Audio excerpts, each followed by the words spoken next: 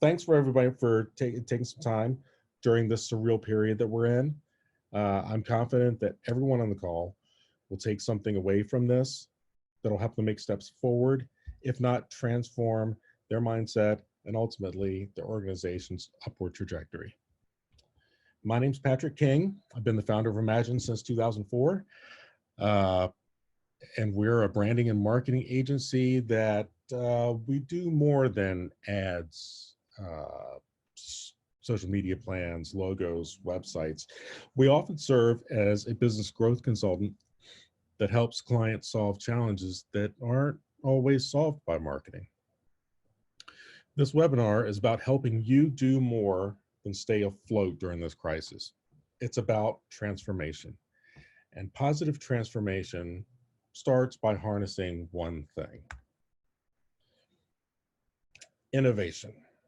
Innovation is a very organic thing, and it can't often be replicated through a one-size-fits-all process. So I'm going to take you through a marketing exercise that could very well ignite some opportunities for your innovative thinking.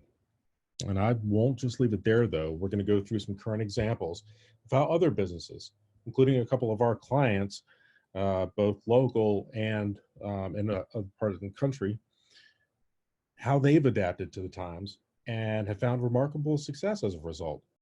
The first step of this journey is to ask ourselves where this industry is headed, and really there's no other better place than to look than with the past. So by all indications, a new breed of entrepreneur is coming. And this crisis it's only accelerating their arrival. New industries are usually the result of trying to solve some sort of a problem. And in 2008, it was high unemployment. That assured the arrival of what we now call the gig economy. None of these businesses were around for 2008. In fact, the concept of freelance grocery delivery probably would have seemed a bit absurd at the time, but here we are. And the landscape's always changing.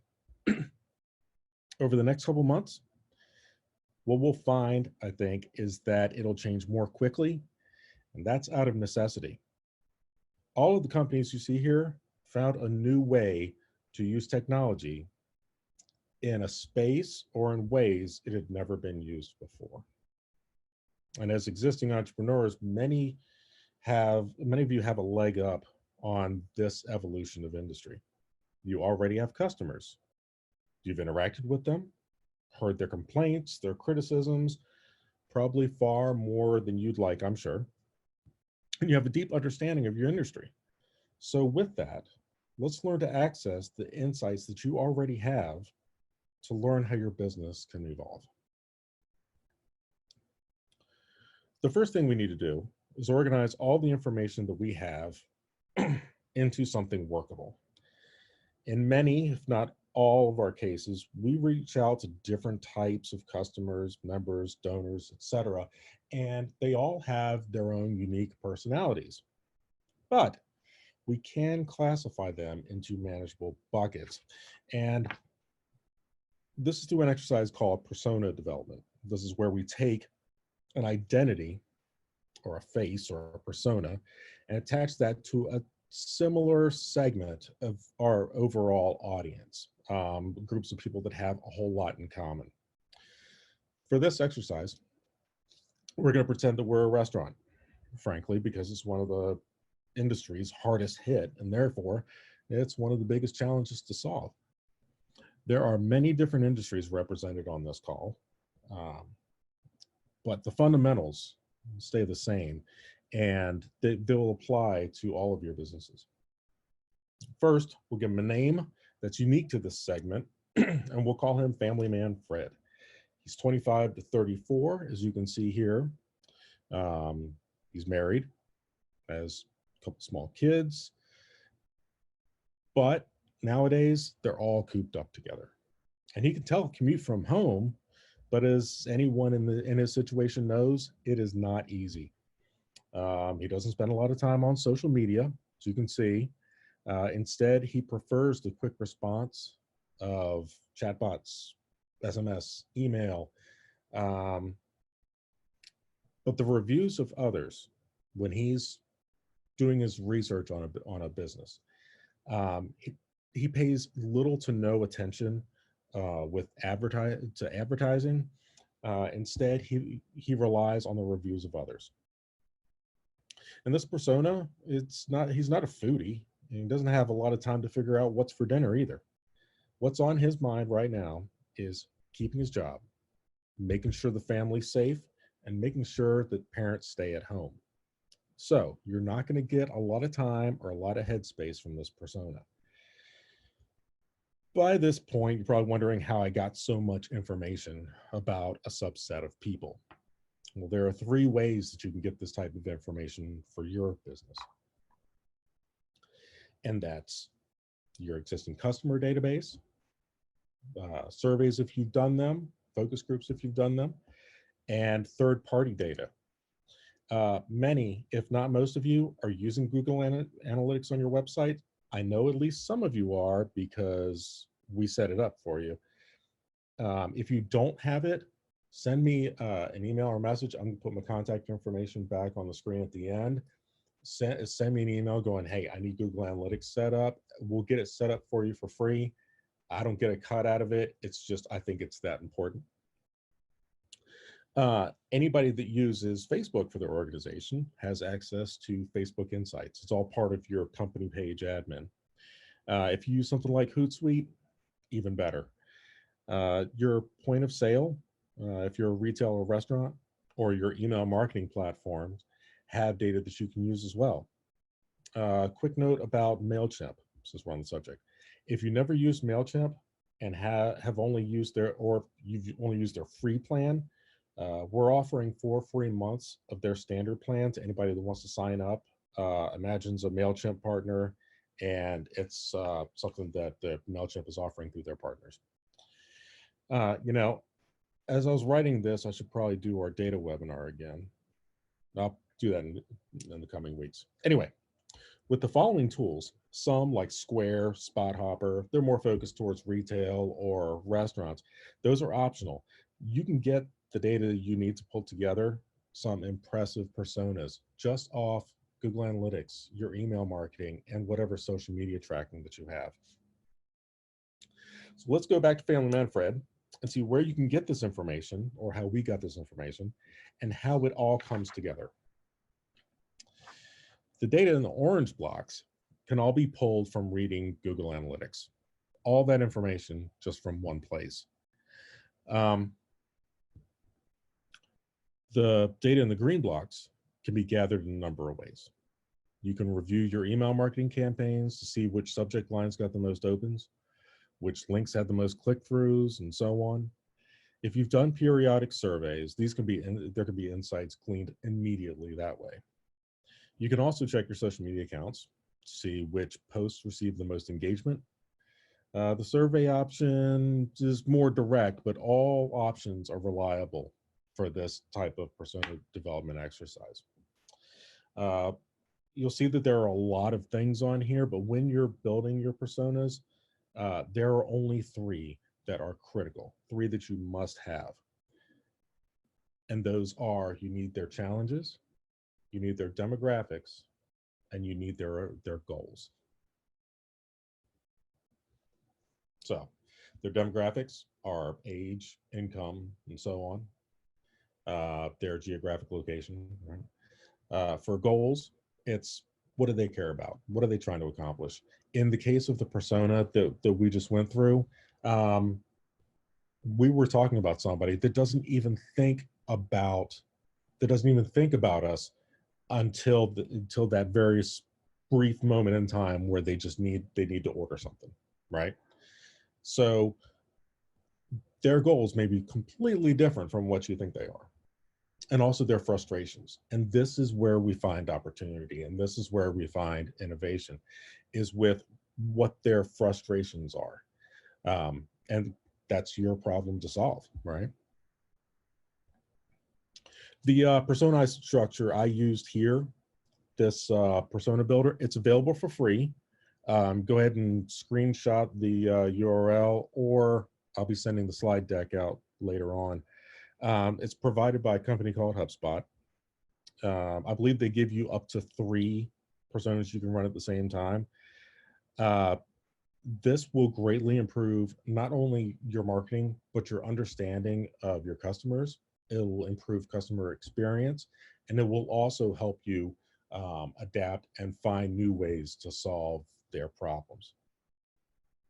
Now, if this seems a bit too complex, there is another way to uncover customer needs in a pretty unique way and address them, and it's called empathy mapping.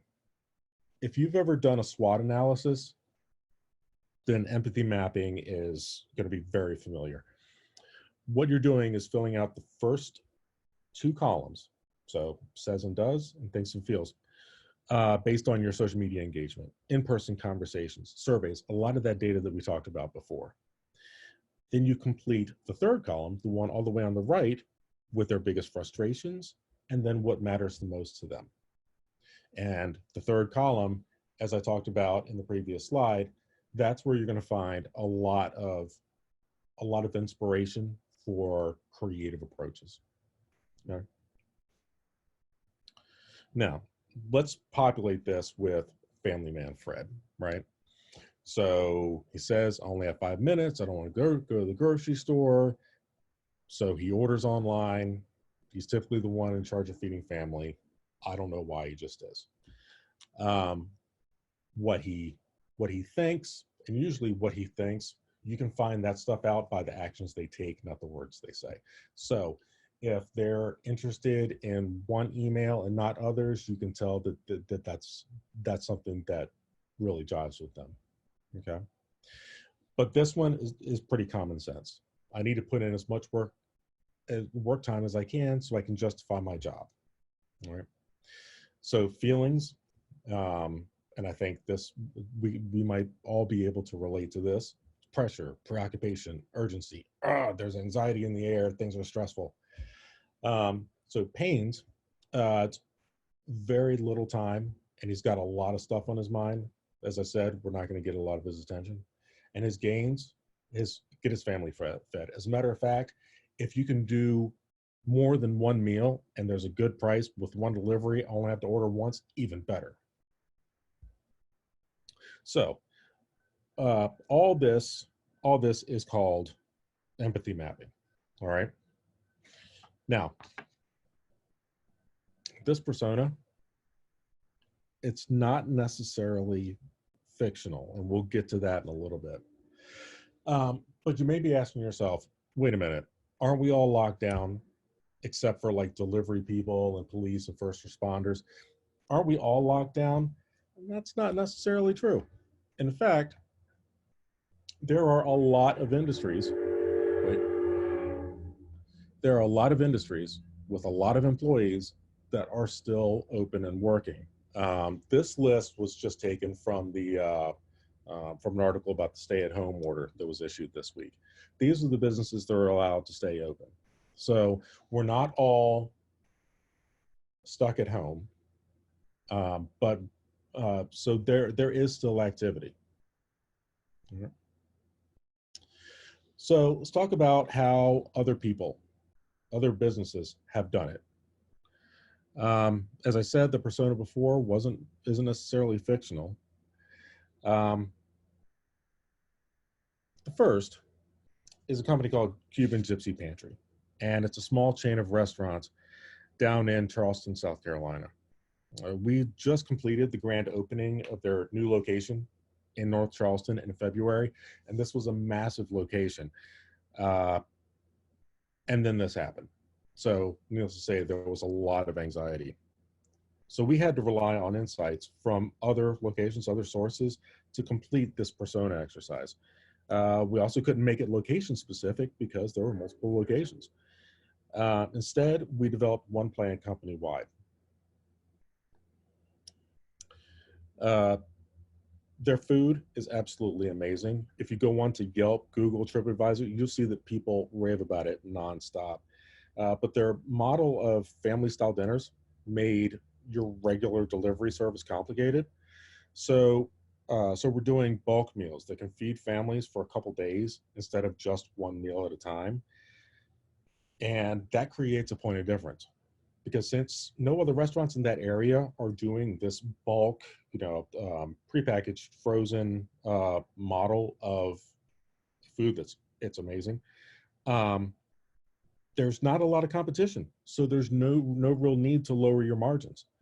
The wait staff is all staying on in like fulfillment and delivery roles, and the packaging that they're using allows for food to be frozen, stored, reheated separately for each meal. So it's like you're getting really great restaurant food, a couple times a week, and the pricing is fantastic.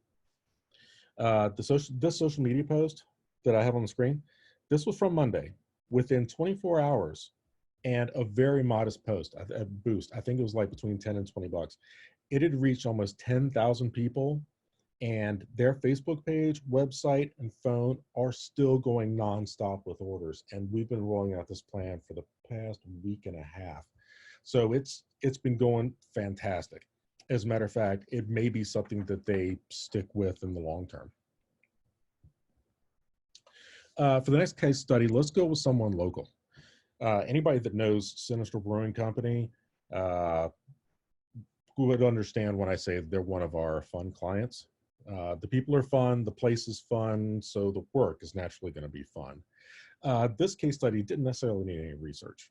Beer lovers love beer, and Sinestro has a very devoted following. So instead, we developed an e-commerce platform on their WordPress website. It took about 4 days, and now they're up and running with online ordering. The brewery, it's now a production facility, and the whole staff, they're keeping them all working, canning beers for pickup. The tips that staff would make is now included in the price of the beer, which is still cheaper than many other breweries. There are platforms for do-it-yourself e-commerce like Shopify or Etsy that'll allow you to take your brick and mortar online in a matter of days, if not hours. For more unique cases, if you have some unique needs you want to brainstorm on, shoot me an email and let's put a plan together. I've also heard other stories about restaurants placing little gifts inside their customers' takeout orders. Like if it's a meal or two, they'll put a rose and some candles in the bag. Little touches like that are very shareable on social media, and you can get a lot of new visibility off of doing just small things like that. Some businesses that can stay open and are in totally different industries are also looking for new and more innovative offerings. Sparkle's Early Learning Academy. They've been a client of ours since 2014. They have locations in Fairfax and Arlington that are doing okay, but uncertain about how long. Uncertain just like the rest of us. What we're working on with Sparkles, we're working on a couple things. We're working on a program called Sparkles at Home that provides curriculum-focused exercises, projects, and games that kids can do at home while their parents are working. Before you worry about screen time issues, this software has timeout modes at specified intervals. By doing an online program for kids from 3 to 6, Sparkles can serve more families, and geography isn't an issue. It supplements their existing business. The technology is already available, and a lower overhead means a lower cost to parents, and there's no increase in staff. By productizing a service business can scale, and that's been something that I've hammered into audiences for years. Also, as anyone that shopped around for childcare knows, you need to visit the center in order to make a sound decision, and that's pretty tough right now. So we're also working with Sparkles on developing virtual open houses of each center so that parents can meet the staff, see the facilities, check out how rowdy the kids are, how dirty are the bathrooms, and so on, right from home. So with those examples, let's Now take a look at your business. By showing how technology can be used in what are not traditionally considered tech-based businesses, how can your business evolve and adapt? If you had to provide your offering to a customer in Wyoming, how could you use technology to get it done if you're a brick and mortar? How would you do it in ways that others aren't? These are a lot of questions to ask yourself that will encourage digital transformation. I'd like to wrap up here with a few pieces of advice I've received over the years about innovation and how to nurture it. Number one, don't wait for your idea to be perfect. When you've gotten to the point where the time feels right for your idea, you're probably too late, because someone who got to work on it right away and experimented along the way has probably beaten you to it. Number two, keep the team of people that are building your idea small, because design by committee is paralyzing, and you'll end up with more opinions than you need, and the whole exercise will start to revolve around consensus. And where there's consensus, there really is not a lot of adaptability. Number three, fight the fear. The amount of anxiety and stress during these times is crippling. But in order to innovate, you need to make changes that are uncomfortable in order to adapt. You may even want to look at what you're afraid of and ask yourself, is this fear or is it ego holding me back? It makes things easier if you do realize that it's ego, because there's really nothing to be afraid of. Number four, persist. Go full speed ahead. Don't stop or slow down marketing. Don't stop or slow down having conversations with your customers, clients, vendors, partners, donors, so on. The businesses that survive this will be the ones that saw the challenge, and instead of slowing down, they hit the gas. Finally, break a rule or two. In order to achieve radical innovation, you have to challenge all the assumptions that govern how things should look in your environment. Business is not a sport with well-defined rules and referees. It's more like an art, calling for improvisation and intuition. Besides, the rules are always changing. As long as you stay within the confines of the law and morality, you can write your own rules. Now, with that, I am going to open the chat here. Let's see. Oh, wow. Okay. Looks like I've missed some things. Oh, Patrick's mic's on mute. Yes, yes. I'm very proud of that. All right. All right. So if you have any questions, feel free to throw them in there. We'll give it a minute. Yes, Rebecca, that is true. Trains are not on lockdown. Yep. All right. Well, if there are no further questions, oh, what would you suggest for nonprofits? A lot of it's the same. When you're doing your persona development, you follow the same types of exercises with the same sorts of data. Now how you market is then where you need to innovate. Where do you engage with people?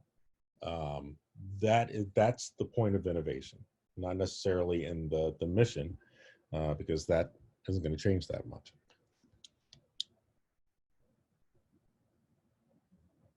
All right. Well, I think that's it. Everyone, thank you for bearing with the mute issue, but also for taking the time to learn how to help your business. If you have any questions, feel free to send me an email, patrick@imaginedc.net, and you can find us pretty much everywhere on social by going to that website /WeFightUgly.